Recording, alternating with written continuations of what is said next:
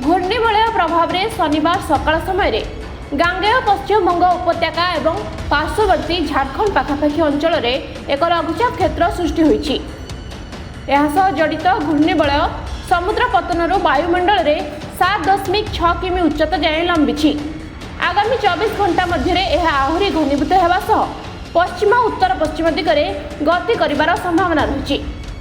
लघुचाप क्षेत्र ओडिशा ठारू यथेष्ट दूर में सक्रिय रही एवं धीरे धीरे पश्चिम उत्तर पश्चिम दिगरे गति करुथिबारु राज्य में आज वर्षार प्रभाव कमिबार संभावना रही बोली भुवनेश्वर पाणीपाग विज्ञान केन्द्र पक्षरु सूचना दी जाइछि। गत 24 घंटा मध्य सुंदरगढ़, कटक, कोरापुट, केन्दुझर, केन्द्रापड़ा, संबलपुर एवं भद्रक में वर्षा होइछि। शुक्रवार फुलबाणी, मालकानगिरी, टिटलागढ़ सहित अनेक अंचल में वर्षा होइछि। आसंता 24 घंटा मध्य उत्तर एवं दक्षिण ओडिशार किछि अंचल में बिजुली घड़घड़ी सह वर्षा हेबा संभावना रही। पाणीपाग विशेषज्ञ प्रोफेसर सुरेन्द्रनाथ पशुपालक कहते 6 तारिख बेलू झारखंड और संलग्न उत्तर ओडिशा उपरे एक घूर्णिबलय सृष्टि हो पारे। आकलन करा जाउछि 4 तारिख मध्याह्न पर्यंत सुंदरगढ़ संबलपुर पर्यंत पश्चिम ओडिशा एवं छत्तीसगढ़ में प्रबल वर्षा हो पारे।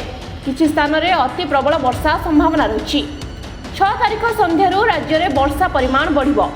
पश्चिम और उत्तर आभ्यंतरीण में 8 तारिख पर्यंत वर्षा हो पारे। Bureau report, Republic Odisha.